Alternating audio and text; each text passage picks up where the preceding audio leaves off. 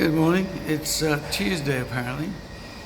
I'm sitting on some stairs. It looks like I'm standing on the stairway to heaven in the Led Zeppelin song, going up into the light. I'm not. I'm on a side passageway just to try and find a bit of peace and quiet to do this. I've got a hat on. It makes me look like a roadman, I think. A bit kind of a bit street. So they drilled through the skull and took a sample, and they're going to let me know in a few days' time what's happening.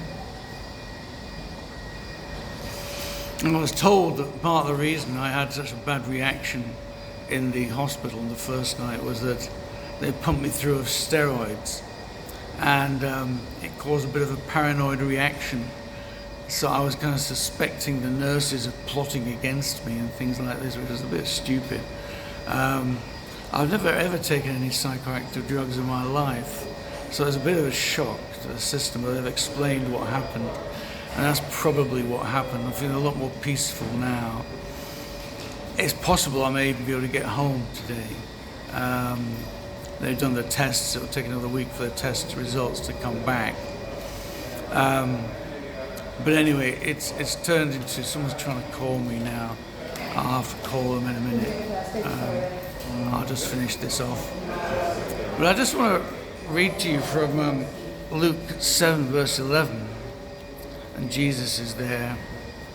And it says this, it says, now on his way to Jerusalem, Jesus traveled along the border between Samaria and Galilee. As he was going into a village, 10 men who had leprosy met him. Jesus is a roadman, walking along, meets people, and obviously he heals them in this story. But Jesus is always meeting people, and we're meeting people too. There's a guy in the bed next to me who's a really caring person. If anyone's got any trouble, I always just go up and just say, how you doing? Look after them. There's some good people around. But we're always meeting people, and there's always an opportunity for us to represent Christ to them, to encourage them.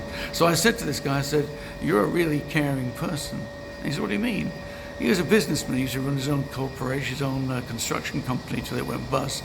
So it's not like he was a kind of compassionate, kind of pastoral person, but he had this care about him. And I think one of the things that we can do is to encourage people and to point out to them their good qualities. Talked to another guy called Felix, who's a Yoruba man from Nigeria. Got 6 adult children, all doing really well.